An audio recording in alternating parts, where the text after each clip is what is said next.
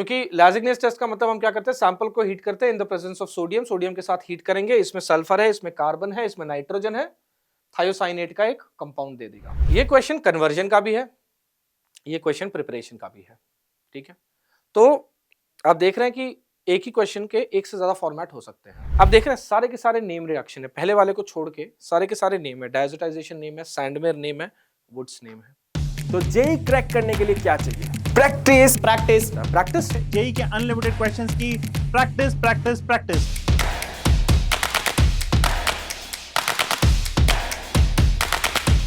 चलिए सबसे पहले हम लोग चैप्टर वेटेज के बारे में बात करते हैं।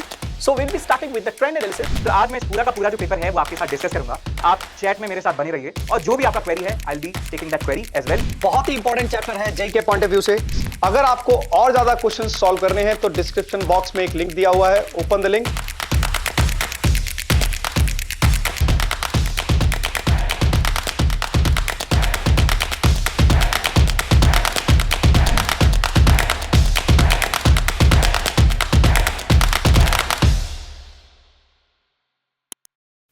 जेई का फर्स्ट सेशन आ रहा है ना, जनवरी लास्ट वीक। केमिस्ट्री की प्रिपरेशन कैसी चल रही है?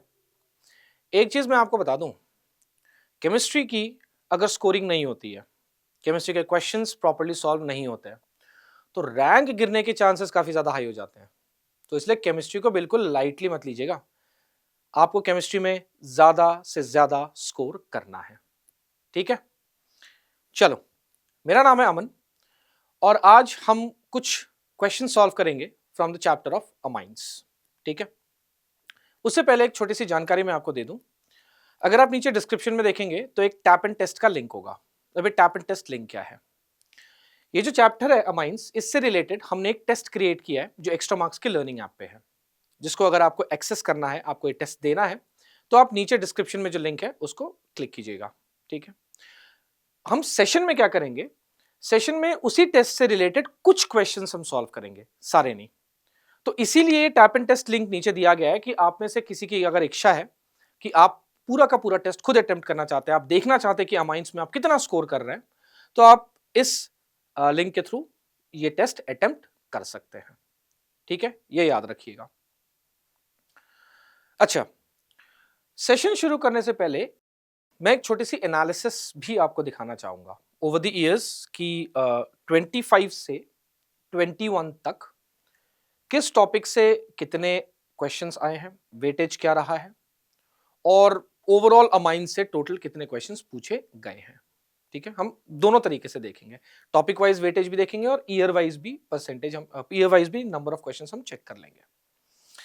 तो पहला टॉपिक है aliphatic and aromatic amines. Aliphatic and aromatic amines का मतलब हो गया जिसमें इंट्रोडक्शन भी आ गया, फिजिकल प्रॉपर्टीज भी आ गई, केमिकल प्रॉपर्टीज भी आ गई, प्रिपरेशंस भी आ गया, ठीक है। ये सारी चीजें ये इस टॉपिक के अंदर आ गई। तो इस टॉपिक में 2025 में 11 क्वेश्चन आए, 2024 में 16, 2023 में 14, 22 में 13, 21 में 12, टोटल 66 क्वेश्चंस। इसका परसेंटेज वेटेज अगर आप निकालेंगे तो इसका परसेंटेज वेटेज निकल के आता है 53.22%। यानी अमाइन से जब भी क्वेश्चन आया है उसमें 50% से ज्यादा टाइम्स जो क्वेश्चन आए हैं वो या तो फिजिकल प्रॉपर्टीज में से होगा, या प्रिपरेशन ऑफ अमाइंस या एरोमेटिक अमाइंस में से हो गया, या reactions of amines and aromatic amines से होगा। तो आप देख रहे हैं इस चैप्टर की वेटेज काफी, इस टॉपिक की सॉरी वेटेज काफी हाई है, ठीक है। दूसरा वाला अमाइड्स, साइनाइड्स एंड आइसोसाइनाइड्स। अब आप सोच रहे होंगे यहाँ पे अमाइड्स क्यों है? देखिए, अमाइड्स के क्वेश्चन ना दोनों तरीके से पूछे जा सकते हैं कि अमाइड्स के क्वेश्चन अगर प्रिपरेशन में आया तो कार्बोक्सिलिक एसिड के थ्रू भी पूछ लिया, या अगर अमाइड से डिहाइड्रेशन कराना है, या अमाइड से न्यूक्लियोफिलिक सब्स्टिट्यूशन कराना है, या अमाइड से कोई और रिएक्शन, हॉफमैन ब्रोमामाइड अगर मान लीजिए जैसे रिएक्शन अगर करवाने हैं तो वो फिर अमाइंस के थ्रू भी पूछा जा सकता है। तो इसके क्वेश्चंस दोनों में आ सकते हैं। ऑफ कोर्स साइनाइड्स एंड आइसोसाइनाइड्स तो डेफिनेटली इसी में आएगा। 2025 में इसके 2 क्वेश्चन थे, 2024 में सिर्फ 1, 2023 में 5, 22 में 7, 21 में 8, टोटल 23 क्वेश्चन। परसेंटेज वेटेज निकल के आ गया 18.54%। अब 18.54% का मतलब ये हो गया कि आ सकता है पर चांसेस कम है, एक डायरेक्ट क्वेश्चन आने के चांसेस कम है, रिलेटेड क्वेश्चन। तीसरा वाला चैप्टर हो गया nitro compounds and diazonium salts. Diazonium salts आपको पता ही है, उसमें कपलिंग रिएक्शंस है, डाइजोनियम की प्रिपरेशन है, फिर सैंडमैन है, गेटरमैन है, बोल्शेम है रिएक्शन। तो उसके बाद ऑब्वियसली फिनॉल विनॉल के कपलिंग मैंने आपको बताई दी। तो उसके बाद नाइट्रो के रिडक्शंस हैं कि नाइट्रो जिंक NaOH के साथ या सोडियम आर्सेनिक ऑक्साइड के साथ किस तरीके से रिडक्शन इसका कैरी आउट होता है, किस तरीके से एजोबेंजीन बनता है, किस तरीके से हाइड्राजोबेंजीन बनता है। तो बहुत स्पेसिफिक रिएक्शंस हैं, राइट। तो इससे 2025 में 9 क्वेश्चन आए। अगेन दूसरे वाले टॉपिक से ज्यादा क्वेश्चन आए इसमें। 2024 में 6, 2023 में 10, 22 में 7, 21 में 3, टोटल 35 क्वेश्चन आए इसके इतने सालों में। इसका रिलेटिव वेटेज 28.22%, यानी इसका रिलेटिव वेटेज साइनाइड्स एंड आइसोसाइनाइड्स वाले क्वेश्चन से तो डेफिनेटली ज्यादा है। तो यानी इसे प्रोमिनेंटली क्या समझ में आता है? प्रोमिनेंटली समझ में आता है कि ज्यादातर चांसेस फर्स्ट वाले के आने के हैं, क्वेश्चंस वहीं से आ सकते हैं। दूसरा हो गया ये थर्ड वाला हमारा जो टॉपिक है, और तीसरा वाला हो गया ये साइनाइड्स वाला जिसकी वेटेज नॉर्मली कम है, ठीक है। और ये एक्चुअल क्वेश्चन एनालिसिस है। अब एक बार ईयर देख लेते हैं कि सेशन 1 और सेशन 2 को मिला के किस ईयर में कितने क्वेश्चन आए हैं। तो 2025 में सेशन 1 सेशन 2 दोनों को मिला के 22 क्वेश्चन आए हैं। 22 क्वेश्चन का मतलब मैं ये समझ सकता हूं कि हर पेपर में एक क्वेश्चन तो था। 24 में 23 है, 23 में 29 क्वेश्चन आए हैं। इमेजिन 29 क्वेश्चन, यानी कई बार ऐसा भी होगा कि एक पेपर में एक से ज्यादा क्वेश्चन आया हो सकता है। 22 में 27 है, 21 में 23 है। तो आप देख रहे हैं कि साल दर साल भी, मतलब अगर मैं यहां से यहीं ट्रेवर्स करूंगा, ऑब्वियसली 21 से 25 करूंगा, तो भी अगर मैं देखूं तो 23, 27, 29, 23, 22 अगेन काफी अच्छे नंबर ऑफ क्वेश्चंस, ज्यादा नंबर ऑफ क्वेश्चंस पूछे गए हैं इस चैप्टर से। तो आई थिंक ये चीज तो हमें थोड़ी बहुत पहले समझ में आएगी या आ गई होगी अभी तक कि इस चैप्टर का वेटेज तो हाई है, यानी इस चैप्टर से क्वेश्चंस तो आते हैं। इस चैप्टर को हल्के में नहीं लिया जा सकता, इस चैप्टर को छोड़ा नहीं जा सकता, ठीक है। ये था ट्रेंड एनालिसिस। आपको समझ में आ गया होगा कि इस चैप्टर की पोजीशनिंग कहां पे है, ठीक है, और आपको कितना ध्यान देना है। अब थोड़ा सा देखते हैं कि किस तरीके के क्वेश्चंस इस चैप्टर से आ सकते हैं, ठीक है। तो पहले क्वेश्चन की तरफ चलते हैं। Statement 1, pure aniline and other aryl amines are usually colourless. सही बात है, एराइल अमाइंस जो होते हैं वो नॉर्मली कलरलेस होते हैं, लेकिन उसको डार्क स्टोरेज कंटेनर्स में नॉर्मली रखा जाता है, ठीक है, क्योंकि उनका एयर ऑक्सीडेशन होना बहुत आसान है। और जब एराइल अमाइंस एयर ऑक्सीडाइज हो जाते हैं तो वो बेंजोक्विनोन बनाएंगे, मतलब वो कुछ ऐसा बनाएंगे। बेंजोक्विनोन फिर दूसरे एराइल अमाइंस जो होंगे उनके साथ एक कोऑर्डिनेट टाइप का सेमी कॉम्प्लेक्स बनाएगा, और वो सेमी कॉम्प्लेक्स जो होगा वो कलर्ड होगा। वो लाइट कलर्ड से लेके डार्क कलर तक उसका शेड वैरी करता है, ठीक है। तो अगर एराइल अमाइंस या एनिलीन का स्पेसिफिकली आप एयर में रखेंगे, उसको एयर के कांटेक्ट में रखेंगे, तो एयर ऑक्सीडेशन के कारण सॉल्यूशन कलर्ड हो सकता है, नॉर्मली कलरलेस रहता है। तो स्टेटमेंट 1 सही है। Statement 2, aryl amines get coloured on storage due to atmospheric reduction. ये तो मैंने अभी बता दिया, ऑक्सीडेशन होता है, रिडक्शन नहीं होता है। मतलब अगर एनिलीन है मेरे पास, अगर मान लीजिए एनिलीन है, तो एनिलीन का यहाँ पे ऑक्सीडेशन होगा, रिडक्शन नहीं होगा टू पैराबेंजोक्विनोन, यानी स्टेटमेंट नंबर 2 तो सरासर गलत है। यानी ऑब्वियसली इसका करेक्ट आंसर हो जाता है option number C. Statement 1 is correct, statement 2 is incorrect. So physical property से ऐसे क्वेश्चन आ सकते हैं, स्टेटमेंट टाइप, है ना।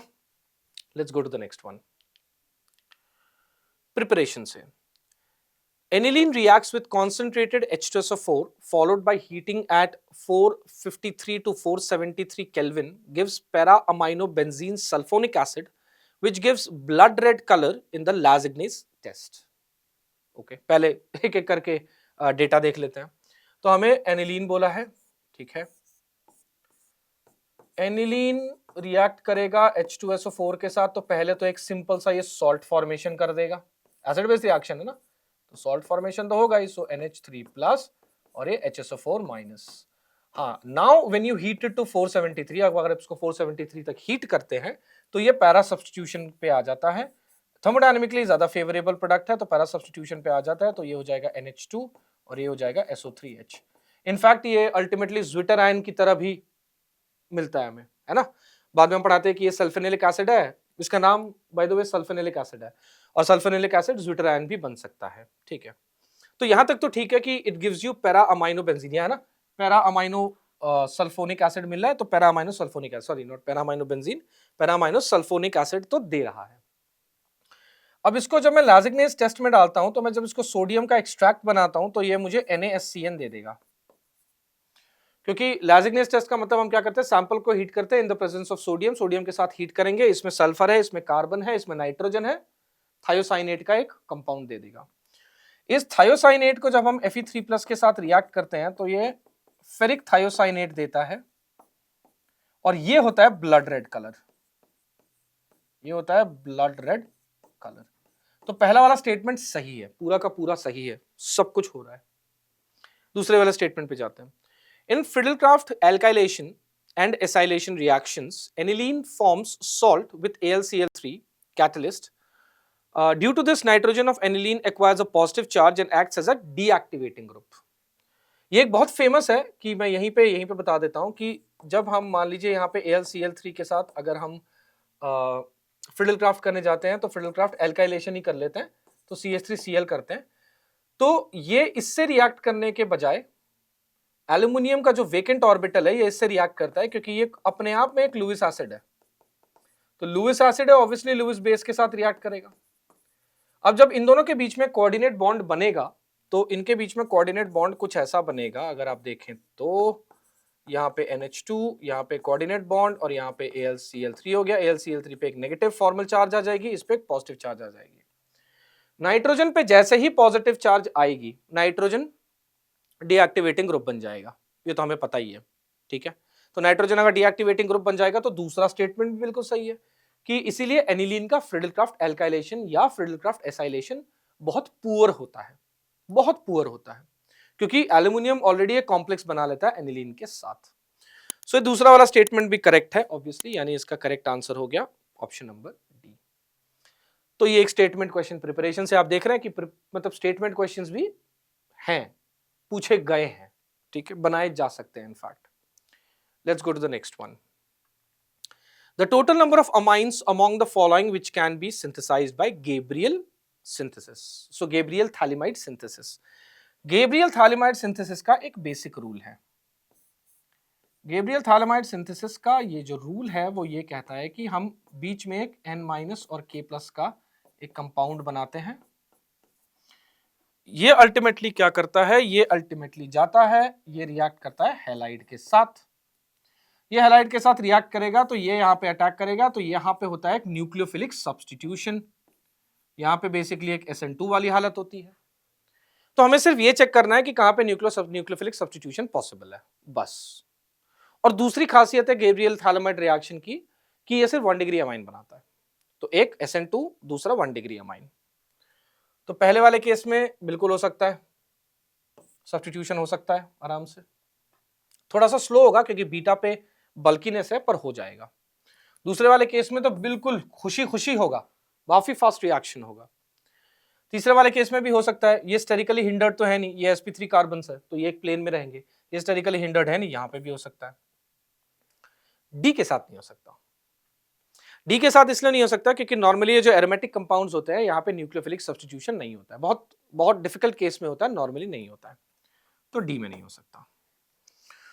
तो ये न्यूमेरिक टाइप क्वेश्चन है, इसका सीधा सीधा आंसर आ जाएगा 3, ए बी और सी तीनों में हो सकता है, डी में नहीं हो सकता।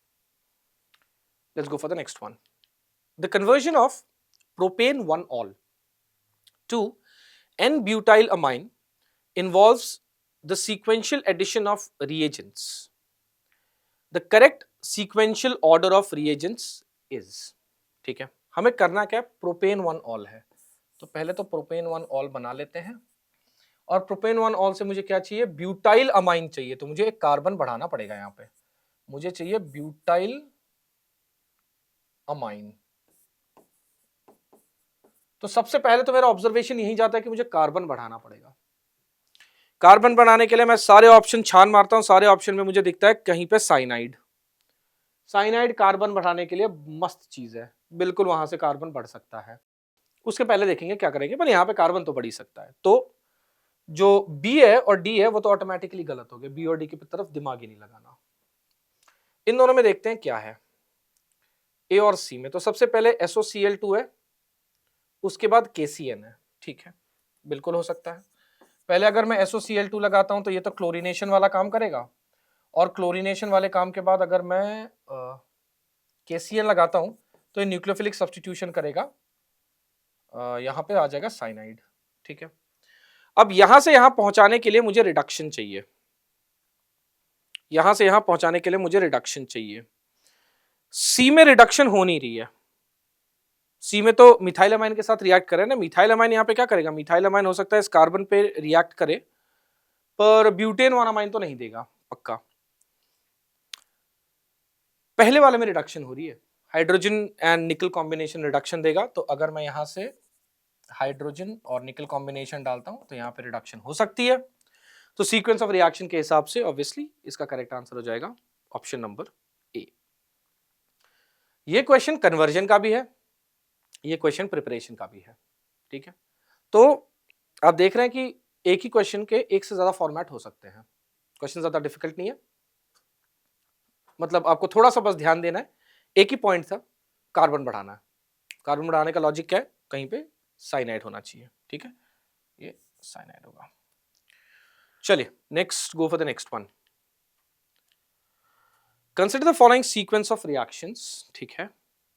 Molar mass of the product formed A is this grams पर मोल। ये भी एक इंटीजर टाइप क्वेश्चन है। अब तक 2 इंटीजर टाइप देख चुके हैं हम, यानी इंटीजर टाइप भी है, डिसेंट संख्या में आ सकती है, प्रोबेबिलिटी तो है कम से कम। अब देखते हैं यहाँ पे हो क्या रहा है। तो सबसे पहले जो नाइट्रो कंपाउंड है, नाइट्रो कंपाउंड का रिडक्शन हो रहा है। तो नाइट्रो जब भी SN और HCl कॉम्बिनेशन के साथ रिडक्शन करता है आपको देता है एनिलीन, तो यहां पे आपको मिल जाएगा एनिलीन। ये तो प्रिपरेशन रिएक्शन भी है एक तरह से। उसके बाद NaNO2 डाइओजेटाइजेशन हो रहा है सेकंड वाले स्टेप में। अगर NaNO2 यूज करेंगे हम HCl के साथ, और वो भी 0 डिग्री सेल्सियस पे, 0 to 5 डिग्री सेल्सियस पे, तो डाइओजेटाइजेशन होता है। तो यहाँ पे हो गया डाइओजेटाइजेशन, N2+ Cl-। डाइओजेटाइजेशन के बाद Cu2Cl है। Cu2Cl क्या करेगा, Cu2Cl सैंडमेयर्स रिएक्शन, सैंडमेयर Cu2Cl2 मेरे को सैंडमेयर्स रिएक्शन के थ्रू क्लोरोबेंजीन दे देगा। अब ये जो क्लोरोबेंजीन है ये सोडियम ईथर के साथ, तो ऑब्वियसली इसके 2 मोल होंगे, तो इसका 2 मोल होगा सोडियम ईथर के साथ, तो ये तो वुड्स हो गया सीधा सीधा, सोडियम ईथर के साथ रिएक्ट करेंगे, ये वुड्स रिएक्शन हो गया। वुड्स रिएक्शन कंकैटेनेशन देता है, या नहीं सॉरी कंडेंसेशन एक तरह से देता है। तो कंडेंसेशन का मतलब ये मेरे को मिल गया बाइफिनाइल, तो बेसिकली मेरे को यहाँ पे मिल जाएगा बाइफिनाइल, ठीक है। मुझे पूछा है मोलर मास, बाइफिनाइल में कितने कार्बन है, 12 कार्बन है, सो 12 × 12 ये हो गया 144। हाइड्रोजन कितने, इन दोनों लोकेशन पे हाइड्रोजन नहीं होगा ऑब्वियसली, बाकी सारे लोकेशंस पे होंगे, तो बाकी बचे 5 लोकेशन एक बेंजीन में, 5 लोकेशन दूसरे बेंजीन में, तो 10 हाइड्रोजन, सो 10 × 1 यानी हो गया 10, यानी आंसर हो गया 154। तो इसका क्लीन कट आंसर हो जाएगा 154, ठीक है। कुछ नहीं करना था, रिडक्शन, डाइओजेटाइजेशन, सैंडमेयर और उसके बाद वुड्स। अब देख रहे हैं सारे के सारे नेम रिएक्शन है, पहले वाले को छोड़ के सारे के सारे नेम है, डाइओजेटाइजेशन नेम है, सैंडमेयर नेम है, वुड्स नेम है। इससे एक और चीज आपको याद रखनी चाहिए कि नेम रिएक्शंस इंपॉर्टेंट होते हैं। नेम रिएक्शंस के लिए हालांकि मैं तो सजेस्ट करता हूं कि एक अलग सा सेक्शन बना लीजिए कॉपी में और वहां पे नेम रिएक्शन लिखिए, ठीक है। ये जब बता रहा हूं तो मैं एक और चीज आपको बता देता हूं कि मान लीजिए ऐसे क्वेश्चन आप जब एक्स्ट्रा मार्क्स लर्निंग ऐप पे सॉल्व करेंगे, तो एक्स्ट्रा मार्क्स की लर्निंग ऐप पे एक बहुत बहुत इंपॉर्टेंट फीचर है, that is help me solve. Help me solve क्या करेगा कि अगर आपको ये क्वेश्चन सोल्यूशन समझ में नहीं आ रहा है तो आप हेल्प मी सॉल्व के यूज से स्टेप बाय स्टेप क्वेश्चन का सोल्यूशन देख सकते हैं, स्टेप बाय स्टेप, ठीक है। वो आपको एक एक चीज बताएगा कि कहां पे क्या हो रहा है, कहां पे क्या हो रहा है, जैसे मैंने लिखी है मैं आपको बताता जा रहा हूं कि यहाँ पे डाइओजेटाइजेशन है, यहाँ पे सैंडमेयर है, उसी तरीके से हेल्प मी सॉल्व इट भी आपको स्टेप बाय स्टेप क्वेश्चन का सोल्यूशन देगा। The feature is on extra marks learning app. कोशिश कीजिए कि आप एक बार उसका एक्सपीरियंस तो लें कम से कम, ठीक है। Let's go for the next one. The major product a formed in the following reaction sequence is the correct answer from the options given below. Which is the correct answer from the options given below? ठीक है, देखते हैं क्या क्या हो रहा है। तो पहला वाला तो मेरे ख्याल से पहला वाला स्टेप तो आपको भी याद हो गया होगा अब तक। पहले वाले स्टेप में कुछ नहीं हो रहा, पहले वाले में नाइट्रो है। नाइट्रो क्या कर रहा है, SN और HCl के साथ रिएक्ट कर रहा है। SN और HCl के साथ रिएक्ट करके ये आपको अमाइन दे रहा है, तो ये आपको बेसिकली एनिलीन दे रहा है। एनिलीन उसके बाद रिएक्ट कर रहा है AC2O के साथ। AC2O एनहाइड्राइड होता है बाय द वे, ठीक है। एनहाइड्राइड कैसा होगा, ये CH3 C double bond O C double bond O CH3, ये होगा ये। इसके केस में क्या होता है, नाइट्रोजन जो है वो अपने लोन पेयर के साथ यहाँ पे अटैक करता है और ये वाला बॉन्ड विड्रॉ होता है। तो हम जो अमाइड का अटैक होता है वो जो एसाइल का अटैक होता है वो एसाइल का अटैक नाइट्रोजन पे होता है और हमें मिल जाएगा एक अमाइड। अच्छा, हम अमाइड बनाते क्यों हैं, ये एक अच्छा सवाल है। हम अमाइड बनाते क्यों हैं, ये यहीं पे बता देता हूं मैं। नॉर्मली क्या है, जब आप एनिलीन के साथ ब्रोमिनेशन करेंगे, ठीक है, फिडलक्राफ्ट एल्काइलेशन तो अभी बताया कर नहीं सकते, पर जब ब्रोमिनेशन करेंगे या सब्स्टिट्यूशन करेंगे बेंजीन रिंग पे, तो नॉर्मली एनिलीन में जो NH2 है वो एक्टिवेटर है ना, इसके पास लोन पेयर है, ये बेंजीन को देगा, बेंजीन एक्टिवेट हो जाएगी। बेंजीन एक्टिवेट होगी तो सब्स्टिट्यूशन जो होगा वो तीनों पोजीशन पे होगा, इस पे भी होगा, इस पे भी होगा, इस पे भी होगा, दोनों ऑर्थो पे होगा और एक पैरा पे होगा। तो नॉर्मली ट्राई सब्स्टिट्यूटेड प्रोडक्ट बनेगा। अब मुझे ट्राई सब्स्टिट्यूटेड नहीं चाहिए, मुझे चाहिए मोनो। कैसे होगा, तो मोनो करने के लिए क्या करते हैं, हम इसको एनहाइड्राइड के साथ रिएक्ट करते हैं, इसको एसाइलेट कर देते हैं। अब क्या हुआ, ये जो नाइट्रोजन के लोन पेयर है, ये नाइट्रोजन के लोन पेयर इधर भी रेजोनेंस में बिजी है और इधर भी रेजोनेंस में बिजी है, क्रॉस कॉन्जुगेशन में बिजी है, इधर भी बिजी है उधर भी बिजी है। तो नाइट्रोजन का जो कंट्रीब्यूशन है टुवर्ड्स दिस बेंजीन रिंग वो घट गया। अब नाइट्रोजन का कंट्रीब्यूशन अगर घट गया तो हम टेक्निकल टर्म्स में इसको बोलते हैं now it is a weekly activating group, strongly activating group, weekly activating group. तो वीकली एक्टिवेटिंग ग्रुप के साथ अगर आप अब सब्स्टिट्यूशन करेंगे बेंजीन रिंग पे तो मोनो सब्स्टिट्यूशन होगा, पॉली सब्स्टिट्यूशन नहीं या ट्राई सब्स्टिट्यूशन नहीं होगा। तो इसीलिए हम ये प्रोसेस करते हैं। वैसे आगे बढ़ते हैं और मेरे ख्याल से आगे में वही हो रहा है, हम Br2 ले रहे हैं in the presence of ACOH, तो Br2 ले रहे हैं तो इसका पैरा पे प्रोडक्ट बन जाएगा, पैरा पे प्रोडक्ट बन जाएगा, तो ये हो जाएगा NH, ये हो जाएगा C डबल बॉन्ड O, ये हो जाएगा CH3 और यहाँ पे हो जाएगा Br। अब लास्ट वाला जो स्टेप आप देख रहे हैं एक्वस NaOH, एक्वस NaOH इसलिए करते हैं क्योंकि ये टेक्निकली जो स्टेप है ये रिवर्सिबल है, ये वाला जो स्टेप है ना ये रिवर्सिबल है। तो जब हम एक्वस NaOH यहाँ पे पुट करते हैं तो एक्वस NaOH में जो OH माइनस है वो OH माइनस बेसिकली यहाँ पे अटैक करेगा, ठीक है।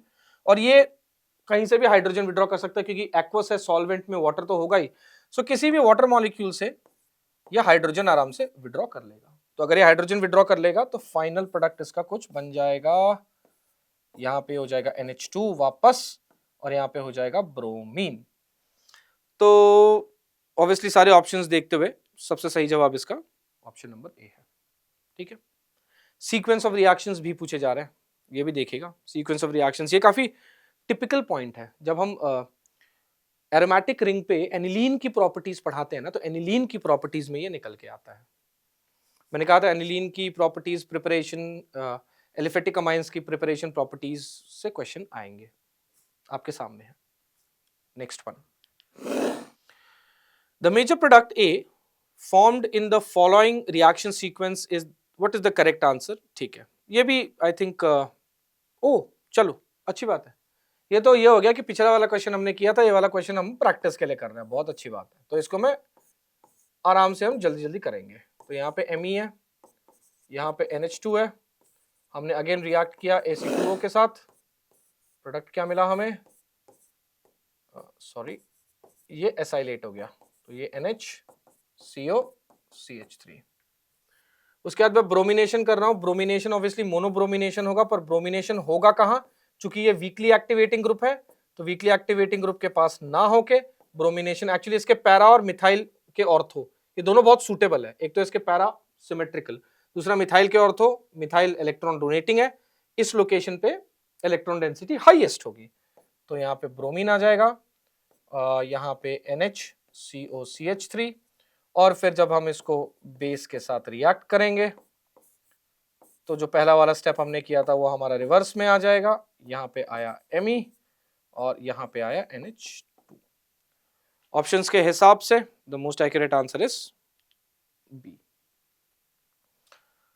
काफी सारे क्वेश्चंस आ रहे हैं यहां से, तो अगली बार एमाइंस का रिवीजन करते हुए chemical properties of aniline, preparation and chemical properties थोड़ा ध्यान से देख ले, ठीक है। Next question, which among the following reacts with Hinsberg reagent. ठीक है, हिंसबर्ग रिएजेंट होता क्या है पहले तो ये देखते हैं। हिंसबर्ग रिएजेंट ये है,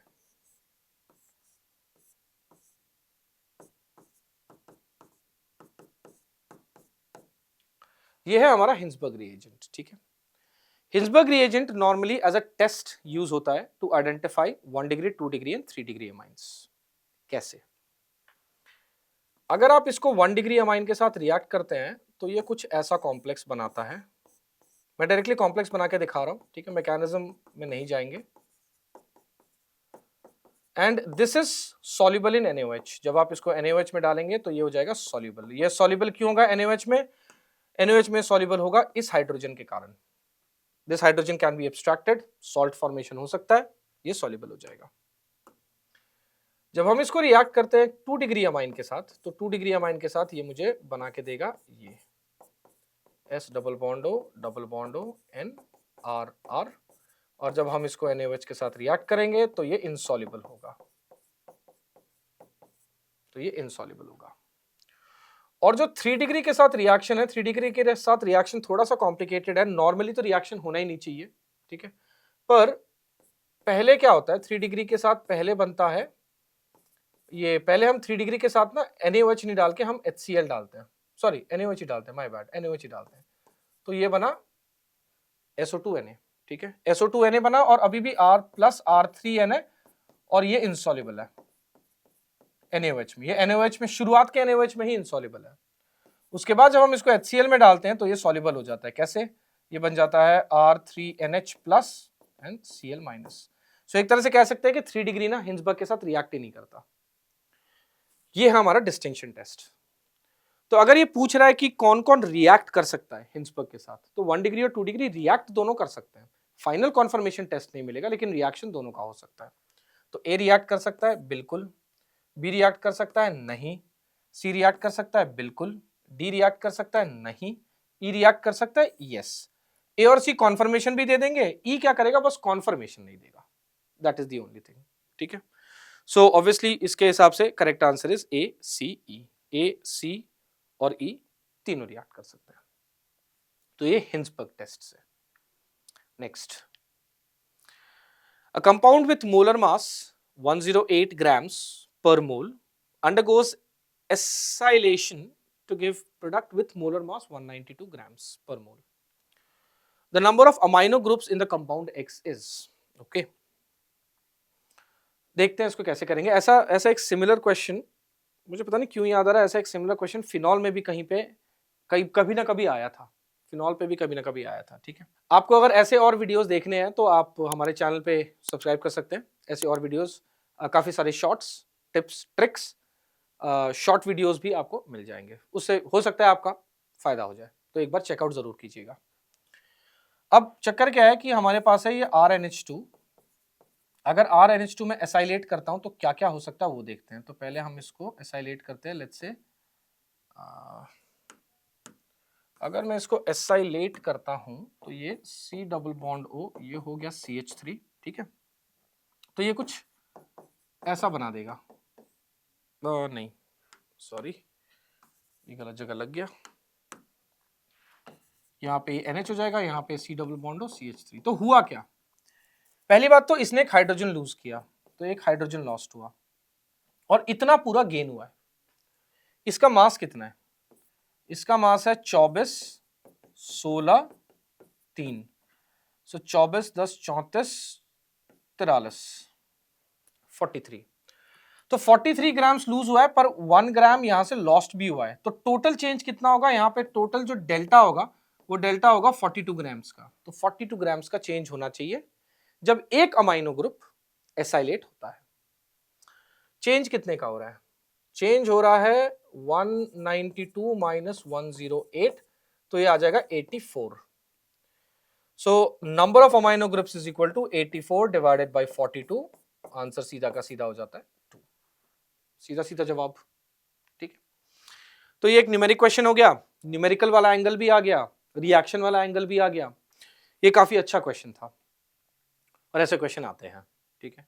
तो ये मत समझ के चलेगा कि अमाइंस या ऑर्गेनिक में सिर्फ ऐसे ही क्वेश्चन आएंगे जो आप सीधे सीधे कर सकते हैं, ऐसा नहीं होता है। थोड़ा सोचना भी पड़ेगा, ठीक है, और मोर देन वन कॉन्सेप्ट या मोर देन वन तरीके से सॉल्व भी किया जा सकता है, तो ये थोड़ा सा ध्यान देना जरूरी है। Next question, how many of the following compounds are more basic than aniline?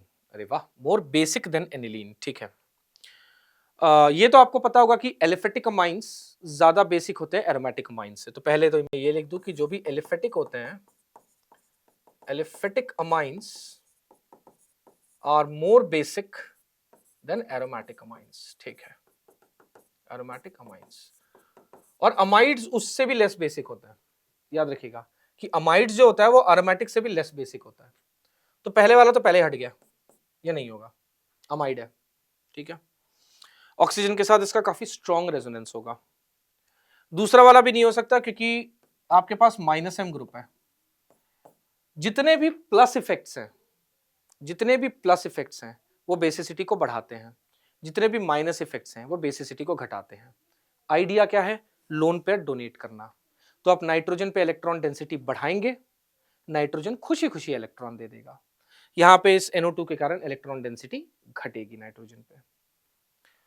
ये वाला डेफिनेटली होगा हमारे लॉजिक के थ्रू, aliphatic amines are more basic than aromatic amines. ये ग्विनिडीन बड़ा अच्छा है, ठीक है। ग्विनिडीन के केस में क्या होता है, ग्विनिडीन जब प्रोटॉन एक्सेप्ट करता है तो ये देखेगा कुछ ऐसा होता है।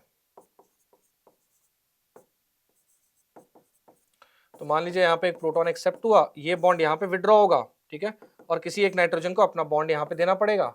तो ये आ गया NH2, ये आ गया H2N, यहाँ पे डबल बॉन्ड, ये आ गया NH2+।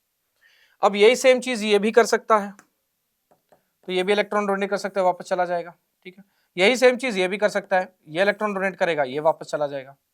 तो इसके 1 2 3 इक्वली कॉन्ट्रीब्यूटिंग रेजोनेटिंग स्ट्रक्चर्स बनते हैं। Equally contributing resonating structures.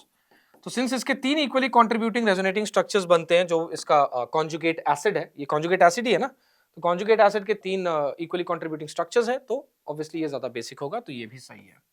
Same इसके साथ भी होगा, बस इसके साथ क्या होगा कि इसके 2 बनेंगे, पर बनेंगे इक्वली कॉन्ट्रीब्यूटिंग, तो ये भी होगा। ये नहीं हो सकता अगेन, क्योंकि ये माइनस ग्रुप है, ये -I ग्रुप है, इसका -I डोमिनेटिंग होता है, इसका +M डोमिनेटिंग होता है, तो वाह वाह, ये बिल्कुल होगा, क्यों नहीं होगा। ये भी होगा अगेन, ये वाला सेम जुगाड़, एलिफेटिक ग्रेटर देन एरोमेटिक, ये भी होगा। और ये नहीं हो सकता क्योंकि ये भी -M है। तो कितने हैं हमारे पास? 1 2 3 4 5। सो इसका करेक्ट आंसर हो जाएगा 5, ठीक है। A question from physical properties. तो फिजिकल प्रॉपर्टीज ऑफ अमाइंस भी काफी फेमस है, क्वेश्चंस पूछे जा सकते हैं, ठीक है। Let's go for the next one. Match the column. Match the column भी है, आप ध्यान से देखें तो सारे वैरायटी पूछी गई है, और 4 ऑप्शंस पूछ लिया, न्यूमेरिक पूछ लिया, असर्शन रीजन पूछ लिया, मैच द कॉलम की कमी थी वो भी पूछ लिया। तो सारे तरीके के क्वेश्चन आ सकते हैं अमाइंस से, किसी भी तरीके का डिजाइन हो सकता है। इंटरेस्टिंग है ना, तो तैयार हर किसी के लिए रहना है। देखते हैं benzene sulphonyl chloride. Benzene sulphonyl chloride तो अभी हमने देखा हिंसबर्ग होगा, तो बेंजीन सल्फोनिल क्लोराइड जो होगा वो तो सीधा सीधा हिंसबर्ग चला जाएगा, तो A का 3 हो जाएगा, A का 3 हो जाएगा। Hofmann bromamide reaction. Hofmann bromamide reaction की खासियत क्या है? 2 खासियत है, एक तो आइसोसाइनेट इंटरमीडिएट बनता है, और दूसरी खासियत है कि 1 डिग्री अमाइन बनता है, मतलब अमाइड होता है, ठीक है, अमाइड को हम क्या करते हैं, Br2 और NaOH के साथ हीट करते हैं।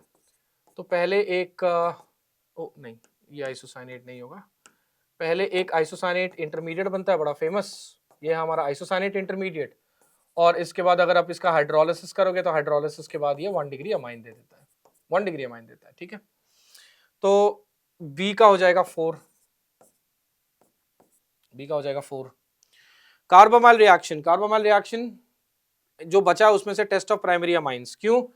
क्योंकि ये RNH2 जब carbamoyl reaction that is CHCl3 in the presence of KOH जाता है तो RNC बनता है। RNC is a foul smelling substance, foul smelling होगा ये, तो C का हो जाएगा 1 और D का ऑटोमेटिकली बचा 2। हॉफमैन ओरिएंटेशन, हॉफमैन्स एलिमिनेशन, हॉफमैन्स ओरिएंटेशन का मतलब हॉफमैन एलिमिनेशन, तो हॉफमैन्स एग्जॉस्टिव एलिमिनेशन, एग्जॉस्टिव एल्काइलेशन के बाद सॉरी जब एलिमिनेशन करते हैं या जब भी ऐसी सिचुएशन होती है कि पुअर लिविंग ग्रुप है तो हॉफमैन्स प्रोडक्ट ज्यादा मिलता है, राइट। सो एंटी सेट्जेफ हो जाएगा ये, तो डी का ऑटोमेटिकली 2 हो जाएगा। सो A3 B4 C1 and D2, सो इसका करेक्ट आंसर हो जाएगा ऑप्शन नंबर सी। अच्छा क्वेश्चन था। Next, which of the following reaction sequences will give an azo dye? oh azo dye बनाना है, ठीक है, देखते हैं। पहले वाले में नाइट्रो का रिडक्शन कर रहे हैं, गुड, तो नाइट्रो का रिडक्शन करेंगे तो एनिलीन बन जाएगा, उसके बाद डाइजोटाइजेशन करेंगे तो डाइजोनियम बन जाएगा। डाइजोनियम का फिर से रिडक्शन कर रहे हैं, डाइजोनियम के रिडक्शन में एक पॉसिबिलिटी हो सकती है, 2 पॉसिबिलिटी हो सकती है शायद डाइजोनियम के रिडक्शन में, ये N2+ है।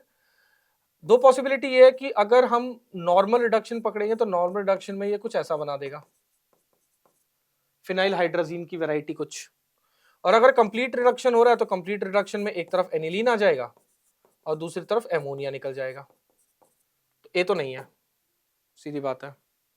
बी, ओहो, SO3H और SOCl2, बेंजीन सल्फोनिक एसिड का SOCl2 के साथ रिएक्शन एनसीईआरटी में तो नहीं है, तो इसको तो मैं यही काट दे रहा हूं। और वैसे भी इसमें से कोई भी ऐसा स्टेप नहीं है जिसमें डाइजोटाइजेशन होगी। डाइजोटाइजेशन के लिए NaNO2 और HCl की आवश्यकता अनिवार्य है, बहुत जरूरी है, ठीक है। सी वाला भी नहीं हो सकता, इसमें भी डाइजोटाइजेशन हो कहाँ रहा है, बचा हमारे पास डी, तो डी में देखते हैं हो क्या रहा है। स्टेप नंबर 1 तो मैं डायरेक्टली बना दे रहा हूं कि NaNO2 के साथ जब ये रिएक्ट करेगा तो ये बन जाएगा डाइजोनियम। अब डाइजोनियम क्या करेगा, डाइजोनियम की एक पॉसिबिलिटी है कि चूंकि ये पे टॉलिन है, टॉलिन के पैरा पोजीशन पे नेगेटिव चार्ज, टॉलिन में पैरा पोजीशन पे अटैक हो सकता है, तो ये नाइट्रोजन, इसको थोड़ा सा एलैबोरेट कर देते हैं, नाइट्रोजन ट्रिपल बॉन्ड नाइट्रोजन, तो ये नाइट्रोजन यहां पे अटैक कर सकता है, ठीक है, और ये बॉन्ड आपस में विड्रॉ हो जाएगा, क्योंकि यहां पे जब अटैक करेगा तो बेसिकली पाई बॉन्ड पे ही अटैक करेगा, तो ये यहां से इलेक्ट्रॉन ले रहा है तो ये वाला इलेक्ट्रॉन इस नाइट्रोजन को दे देगा, तो डी वाले केस में यस एजो डाई बन सकती है। सो ऑटोमेटिकली इसका करेक्ट आंसर हो जाएगा ऑप्शन नंबर डी। बाकी बी सी में हम देख चुके हैं already. Next question, in the following reactions which one is not correct? ओहो, पहला वाला, मेरे को तो पहला वाला ही गलत लग रहा है, पहले वाले में कुछ ऊटपटांग सिचुएशन लग रही है, कोई नहीं, देखते हैं बी वाला, देखते हैं पहले। बी वाला तो सही है, डाइजोनियम अगर रिड्यूसिंग एजेंट दैट H3PO2 एक रिड्यूसिंग एजेंट है उसके साथ रिएक्ट करेगा तो ठीक है बेंजीन देगा, नो डाउट।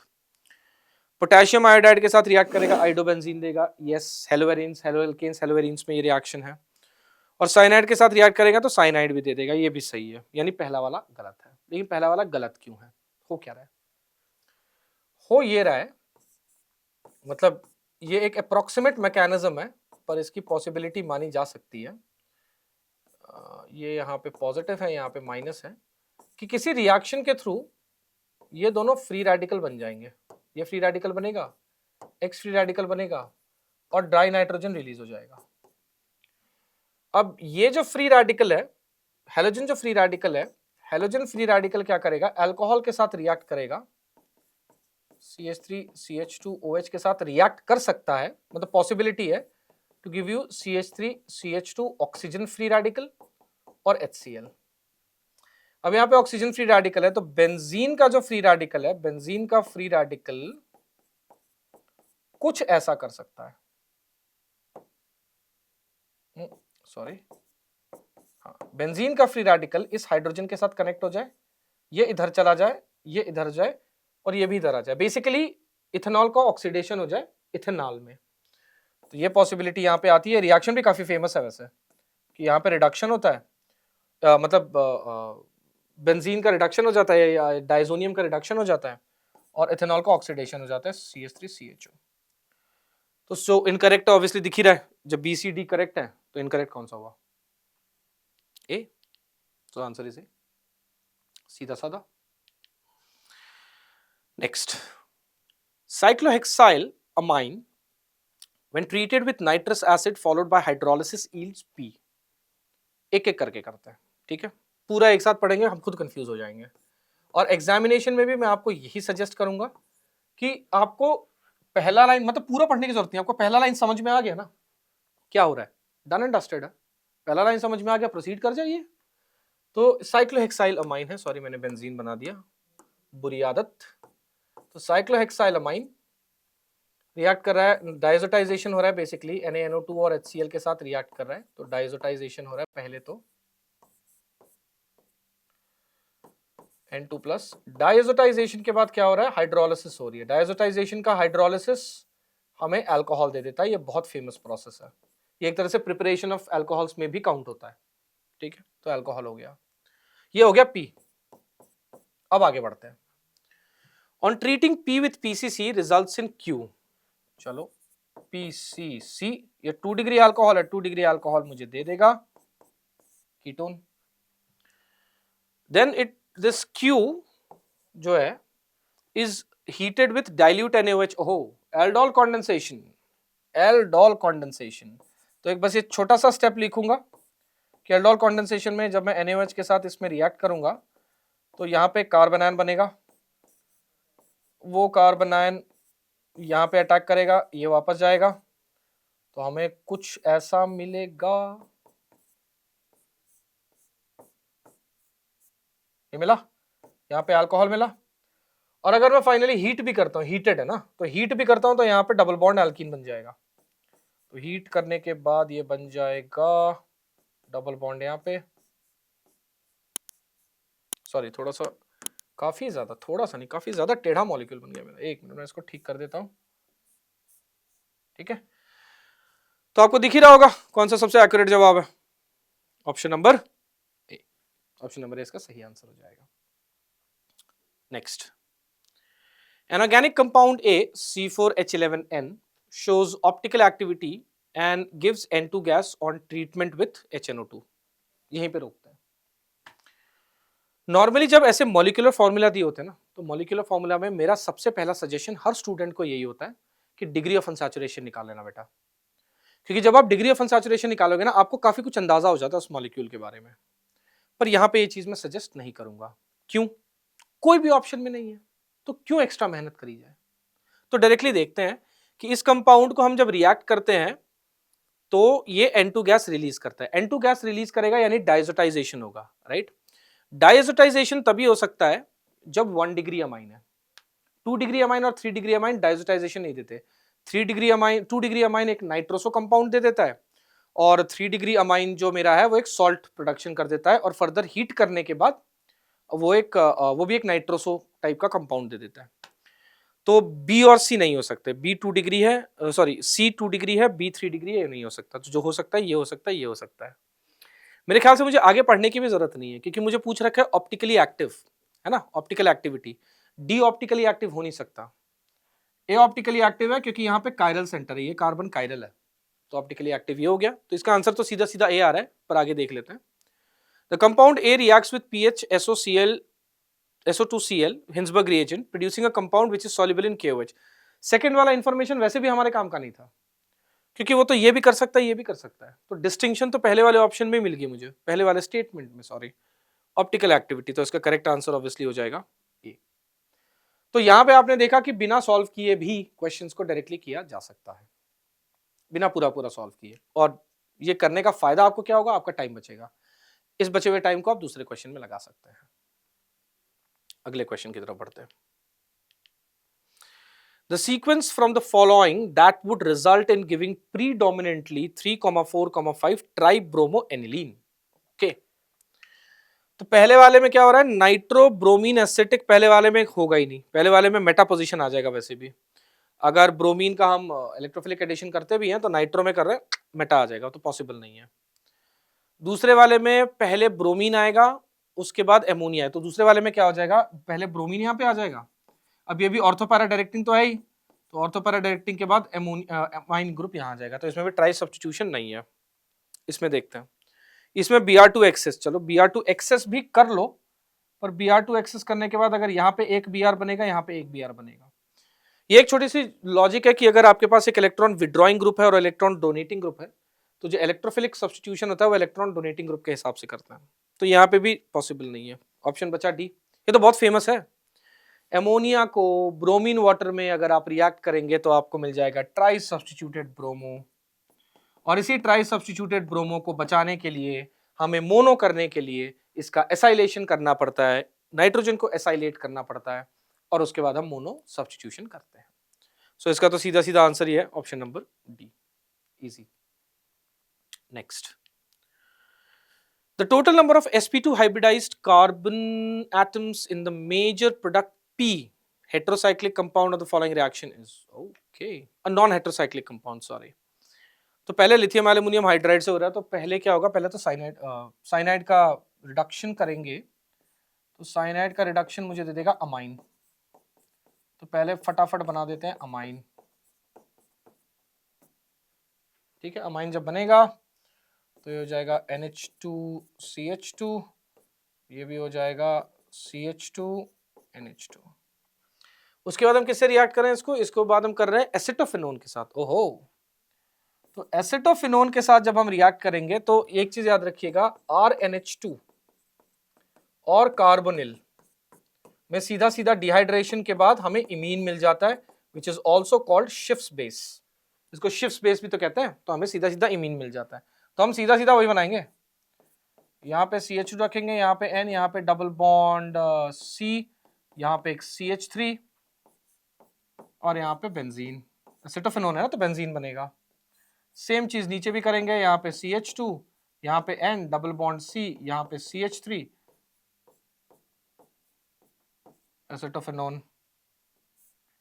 फिर यहाँ पे CH2 double bond N single, sorry double bond बिल्कुल गलत जगह लगाया है मैंने, ध्यान रखें ये सब गलतियां भी आपको अवॉइड करनी है। यहाँ पे नाइट्रोजन होगा, फिर डबल बॉन्ड C, फिर यहाँ पे CH3, फिर यहाँ पे भी बेंजीन रिंग, और यहाँ पे भी कुछ ऐसा ही हो जाएगा, CH2, यहाँ पे N, यहाँ पे डबल बॉन्ड, यहाँ पे C, ऊपर CH3 और यहाँ पे बेंजीन। मुझे पूछा total number of sp2 hybridize carbon, आप देख रहे हैं सिमेट्रिकल मॉलिक्यूल है, एक को पता करो 4 से मल्टीप्लाई कर दो, तो पहले यहाँ चेक करते हैं।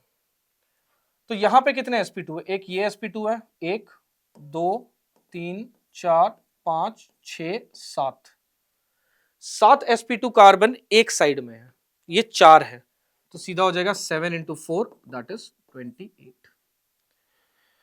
ये क्वेश्चन थोड़ा सा डिफिकल्ट मैं इसलिए मानूंगा, एक बस छोटी सी चीज बताया था, इसमें डिफिकल्टी क्यों ज्यादा मैं मान रहा हूं, क्योंकि ये लोग भूल जाते हैं, ये डिहाइड्रेशन करना और इमीन बनाना या शिफ्ट बेस बनाना लोग भूल जाते हैं, इसीलिए आप यही एक ऐसी जगह है जिसमें आप फंस सकते हैं, बाकी तो सीधा सीधा जवाब है इसका, तो इसका आंसर एग्जैक्टली है 28।